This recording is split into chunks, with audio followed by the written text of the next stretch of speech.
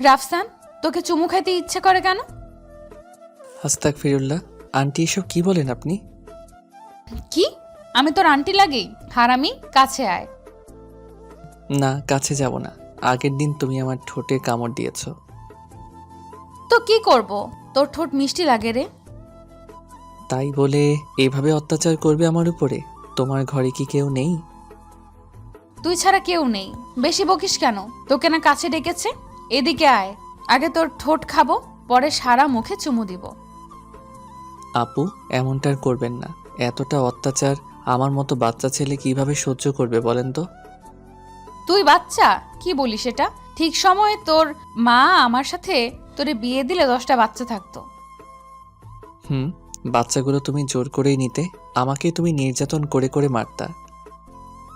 চুপ কর, তোর মুখে কিছু আটকায় না? আমি তো নির্লজ্জের মতো তোকে প্রপোজ করেছিলাম, আমি বেহায়ার মতো তোর গালে চুমু দিই।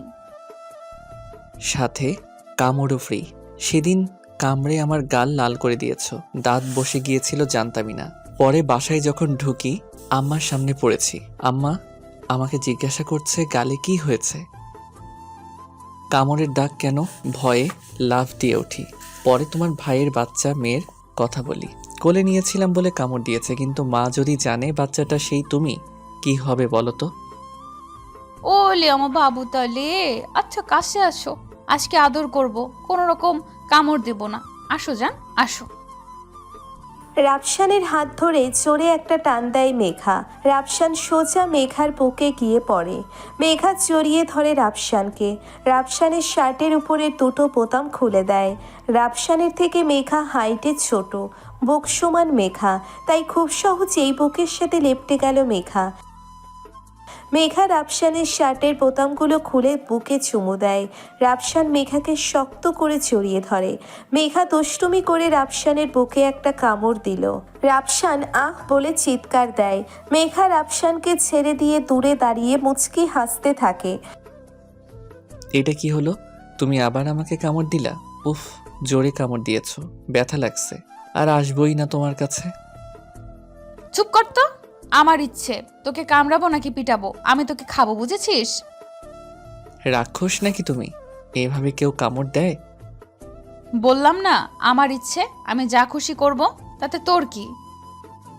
জোর করে করবা নাকি তুমি? যাও, তোমার সাথে ব্রেকআপ। কোনো কথা বলবা না, যাও ভাগো। ওই কি বললি? ব্রেকআপ মানে? তোর এত সাহস কে দিয়েছে আমার সাথে ব্রেকআপ করার? তোকে যে কি করব আমি! এমনিতে সবসময় সুযোগ পেলে আমার উপর অমানসিক অত্যাচার করো। করব তা তোর কি? দেখ রাফসান, আমি তোকে অনেক ভালোবাসি। তুই আমার থেকে 2 বছরের ছোট হলেও তোকে আমি ভালোবাসি। তুই কেন আমার সাথে এমন করিস? একদম ঠিক। আমি তোমার থেকে 2 বছরের ছোট, তোমাকে অনেক ভালোবাসি। কিন্তু তুমি কি করো? আমার উপর যে তুমি অমানসিক নির্যাতন করো, যা পাকিস্তানি হানাদার বাহিনীও এ দেশের উপর এমন অত্যাচার করেনি। আমি তোর উপর যা করি এটাকে রোমান্টিক অত্যাচার বলে। লাগবে না তোমার এমন রোমান্টিক অত্যাচার। থাকো তুমি, সরো। রাফসান কথাটা বলে চলে আসে। রাফসান আর মেঘা একই বিল্ডিং ভাড়া থাকে। দুজনে ছোট থেকেই এখানে বড় হয়েছে। রাফসানের থাকে 4 তলায় আর মেঘারা থাকে 5 তলায়। দুজনের পারিবারিক সম্পর্ক অনেক ভালো, সেই সুবাদে দুজনের মেলামেশা অনেক বেশি। রাফসানকে মেঘা অনেক ভালোবাসে, রাফসানও ভালোবাসে, কিন্তু দিন দিন মেঘার অত্যাচার বেড়ে চলেছে। রাফসানের উপর অত্যাচার করে সর্বদা, যদিও এটা রোমান্টিক অত্যাচার। তারপরও রাফসান এগুলোতে বিরক্ত। পরের দিন সকালে বৃষ্টি পড়ছে। রাফসান ঘুমোচ্ছে বেশ আরাম করে। হঠাৎ রাফসান অনুভব করে ওর চাদরের ভিতরে কে যেন এসে তার বুকে মাথা রেখে শুয়ে আছে, আর খালি বুকে সেই ব্যক্তি চিপ দিয়ে স্পর্শ করছে। রাফসানের ঘুম ভাঙে, বুঝে যায় ওর চাদরের ভিতরে কে এসেছে, কারণ মেঘা ছাড়া কেউ এত সকালে ওর রুমে আসবে না। মেঘার হাত রাফসানের সারা গায়ে ঘুরে বেড়াচ্ছে। রাফসান লাফ দিয়ে উঠল। মেঘা আপু, তুমি এখানে? আম্মু দেখলে লাথি মেরে গাড়ি থেকে বের করে দেবে। এখনই তুমি আমার রুম থেকে যাও। কেউ কিছু বলবে না, তোর মায়ের থেকে অনুমতি নিয়েই এখানে এসেছি। চুপচাপ শুয়ে থাক, আমাকে একটু আদর করতে দে। তোর বুকে মাথা রেখে থাকতে বেশ ভালো লাগছে। আবার শুরু করছো? এখন যদি আম্মু এসে যায় কি হবে? আমি আর ঘুমাবো না, উঠবো। তাহলে চল বাইরে যাব। এই বৃষ্টির মধ্যে বাহিরে কেন যাব? তুমি কি পাগল হয়ে গিয়েছো?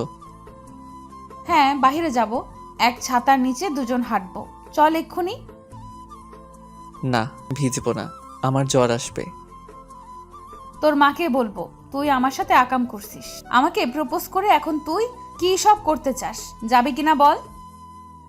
না না, আম্মুকে বলো না কিছু, চলো যাই। এরপর ওরা দুজনে বের হয়। একটা ছাতা নেয় মেঘা। রাফসানকে এক হাত দিয়ে জড়িয়ে ধরে মাঝে মধ্যে মেঘা রাফসানের কাঁধে মাথা রাখছে। খুব ধীর গতিতে হেঁটে যাচ্ছে দুজন। রাফসান সাদা টি শার্টের সাথে কালো প্যান্ট পরেছে আর মেঘা পরেছে সাদা রঙের ড্রেস। দুজনে পাড়াতে বেস্ট কাপল নামে পরিচিত। বৃষ্টি হচ্ছে, এক ছাতার নিচে দুজন মানুষ হেঁটে যাচ্ছে। মেঘা রাফসানের কাঁধে মাথা রেখে চোখ বন্ধ করলো। এত সকালে আমাকে ঘুম থেকে টেনে না আনলেও পারতে আপু। তুই দিন দিন আনরোমান্টিক হয়ে যাচ্ছিস। আনরোমান্টিকই ভালো, কষ্ট কম পেতে হয়। তোমার জন্য এখন বৃষ্টির ভিতরে এসে ভিজে যাচ্ছি, ভালো লাগে না। দিন দিন তোমার অত্যাচার বেড়েই চলেছে। তোর কি বিরক্ত লাগে এইসবে? লাগে। চুপ থাক, বিরক্ত হলে আরো করব। বেশি বকিস তোরা। ছাতা আমার হাতে দে। নাও তোমার ছাতা। খেলার মাঠের দিকে চল। সেখানে গেলেই বুঝবি। দুজন আসে সেখানে। খেলার মাঠে আসতেই একটু জোরে হাওয়া আসতে শুরু করে। মেঘা তার হাত থেকে ছাতাটা ফেলে দেয়। ছাতাটা উড়ে চলে যায় অনেক দূরে। রাফসান রেগে বলে, আপু এটা কি করলা? ভিজে যাবো তো এবার পুরোটা। ভেজার জন্য তো এসেছি, দুজনেই ভিজবো এখন। তুমি যে কি করো? এই সকালে ঠান্ডা বৃষ্টিতে তুমি ভিজতে নিয়ে আসলে। ভালোবাসায় যদি একটু পাগলামি না থাকে সেটা জমে নাকি? আয় আমার সাথে। আর আমাকে আপু বলিস কেন? তুমি আমাকে তুই করে বলো কেন? সেজন্য আপু বলি। আচ্ছা, আজ থেকে তুমি করে বলবো। এখন আমাকে জড়িয়ে ধরো। এখানে এই ফাঁকা জায়গাতে? হ্যাঁ, এইখানেই জড়িয়ে ধরো বলছি। কেউ যদি দেখে ফেলে? এখানে না। জড়িয়ে ধর হারামি, এখনই ধর। রাফসান এগিয়ে আসে মেঘার দিকে। মেঘাকে জড়িয়ে ধরে সে। মেঘা ওর বুকে মাথা রাখে। ছমছমিয়ে বৃষ্টি শুরু হয়েছে। দুজন মানুষ খোলা আকাশের নিচে দাঁড়িয়ে আছে, একে অপরকে শক্ত করে জড়িয়ে ধরে আছে। কিছু সময় এভাবে থাকার পর মেঘা ছেড়ে দেয় রাফসানকে। মেঘা একটু পিছিয়ে আসে, তারপর নিচু হয়ে কাদা তুলে রাফসানের দিকে ছুঁড়ে মারে। কাদা গিয়ে সোজা লাগে রাফসানের বুকে। রাফসান রেগে বলে, তুমি আমার গায়ে কাদা ছুড়লে তোমাকে যে কি করব। তুমি আমাকে কিছু করতে পারবা না সোনা। আমাকে ধরে দেখাও তো। তোমাকে ধরতে সময় লাগে নাকি? এক ঝাঁপ দেব, ধরা পড়বা। চিকনাদের সাথে আমি রেস খেলি না। তাই নাকি? হারার ভয় ধরছো না? নাও আরো তাহলে কাদা খাও।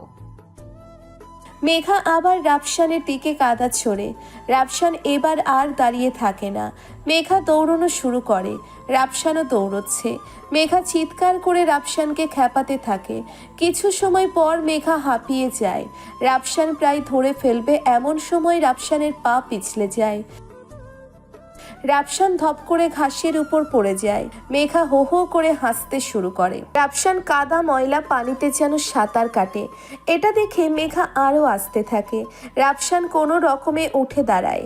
মেঘা আবার দৌড়ানো শুরু করে। রাফসানও দৌড়বে এমন সময় দেখে একটা মেয়ে ছাতা হাতে এগিয়ে আসে। রাফসান মেয়েটাকে চেনে। মেয়েটার নাম সিনথিয়া। রাফসান সিনথিয়ার কাছে যায়।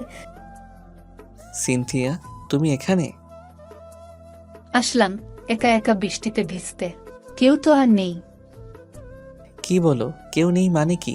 তুমি আমাকে বলতা। আমার জন্য কি তোমার সময় আছে নাকি? আরে কেন নেই, আসো ভিজি। দাঁড়াও, তোমার চোখের উপরে কাদা, এখনই চোখে যাবে, মুছে দিই। সিনথিয়া তার ওড়না দিয়ে রাফসানের চোখের উপর থেকে কাদা মুছতে থাকে। পিছনে মেঘা এসে দাঁড়িয়েছে। সিনথিয়াকে রাফসানের কাদা মুছতে দেখে নেয়। সিনথিয়া বলে, রাফসান, তুমি তো এখন অনেক ব্যস্ত থাকো, কল দিলে ধরো না। আগে আমরা কত সময় কাটাতাম, আজকাল আমাকে ভুলেও গেলা। আরে না, তুমি ডাকলে আমি হাজির তো। আচ্ছা সরি, চলো ভিজি। আচ্ছা চলো। রাফসান সিনথিয়ার হাত ধরে, ঘুরতেই দেখে পিছনে মেঘা দাঁড়ানো। সিনথিয়াকে দেখিয়ে বলে, এটা মেঘা আপু, চিনবা না তুমি? মেঘা আপু, এ হলো সিনথিয়া, আমার বেস্ট ফ্রেন্ড। আসো ভিজি একসাথে। না, বাসায় যাব। তোরা ভেজ, আমি আর ভিজবো না। ঠিক আছে যাও তাহলে, আমি পরে আসবো। সিনথি, চলো ভিজি। রাফসান সিনথিয়াকে নিয়ে ভিজতে চলে যায়। মেঘা ওদের দিকে কিছু সময় তাকিয়ে থেকে চলে আসে মাঠ থেকে। মেঘার চোখে পানি, সারা রাস্তা সে কাঁদতে কাঁদতে এসেছে। বাড়িতে এসে সোজা ওয়াশরুমে গিয়ে ঝর্ণা ছেড়ে দিয়ে বসে তার নিচে, মাথা নিচু করে কাঁদতে থাকে। রাফসানকে এত ভালোবাসার পরেও সে তাকে ছাড়া অন্য কারোর জন্য মেঘাকে পাত্তাই দিল না। 1 ঘন্টা পর ওয়াশরুম থেকে বের হয় মেঘা। সারাদিন ব্যালকনিতে দাঁড়াই থাকে রাফসান কখন আসবে, কিন্তু রাফসান সারাদিন বাসায় আসেনি। বিকালের পর রাফসান ফিরল। মেঘা দৌড়ে 4 তলায় আসলো, রাফসানকে সিঁড়িতেই দাঁড় করায়। সারাদিন কোথায় ছিলি তুই? সিনথিয়ার সাথে। কেন থাকবি তুই? সিনথিয়া তোর কি হয়, ভালোবাসিস তাকে নাকি সে তোকে ভালোবাসে? কি কি চলে তোদের ভেতর? তোর কয়টা লাগে? আমি ছাড়া তোর হয় না নাকি? আমাকে বলতি, আরো ম্যানেজ করে দিতাম। এইভাবে কেন গেমস খেললি আমার সাথে? মেঘার কথা শুনে রাফসান রাগে লাল হয়ে যায়। ঠাস করে একটা মেঘার গালে চর বসিয়ে দেয়। মেঘা চর খেয়ে গালে হাত দিয়ে ধরে দৌড়ে চলে যায়। রাফসান পিছন থেকে ডাকে, কিন্তু মেঘা আর শোনে না। রাফসান আর কিছু না বলে নিচের বাড়িতে আসে। তারপর ফ্রেশ হয়ে হালকা খাবার খেয়ে শুয়ে পড়ে। প্রচণ্ড জ্বর আসে রাফসানের। রাতের দিকে রাফসানের মা মেঘাদের বাড়িতে যায় জ্বরের মেডিসিন আনতে। বাড়িতে ফুরিয়ে গেছে, বাইরে বৃষ্টিও হচ্ছে। আন্টির মুখ থেকে রাফসানের জ্বরের কথা শুনে মেঘা দৌড়ে আসে। অনেক জ্বর রাফসানের। মেঘা সারা রাত রাফসানের মাথায় জলপট্টি দিতে থাকে। সকালে মেঘা ঘুমিয়ে যায় রাফসানের কোলে মাথা রেখে। রাফসানের হঠাৎ ঘুম ভাঙে, মেঘাকে দেখে অবাক হয়। মেঘা আপু, তুমি এখানে? তুমি ঠিক আছো? দেখি, জ্বর কমেছে? হ্যাঁ, গা ঠান্ডা হয়ে গেছে। জ্বর তো নেই, কিন্তু তুমি আসছো এখানে কখন? কেন, আর কারো আসার কথা ছিল নাকি? ঠিক আছে, চলে যাচ্ছি। রাফসান মেঘার হাত ধরে, তারপর বলে, সিনথিয়া আমার কেবল বন্ধু। তোমার জেলাসের জন্য ইচ্ছে করে আমি ওর সাথে ভিজতে যাই। সরি মেঘা, তোমাকে ভালোবাসি অনেক। জানো কতটা কষ্ট পেয়েছি? আচ্ছা সরি, তো এখন চুমু দাও আমাকে। কষ্ট তুমি দিয়েছো, তুমি দিবা। আচ্ছা, কাছে আসো। রাফসান মেঘার হাত টেনে ধরে নিয়ে আসে নিজের কাছে। তারপর মেঘার ঠোঁটের সাথে তার ঠোঁট মিশিয়ে দেয়। ভালোবাসা অনেক সুন্দর যদি সেটা প্রিয় মানুষের সাথে এক হয়ে থাকা যায়।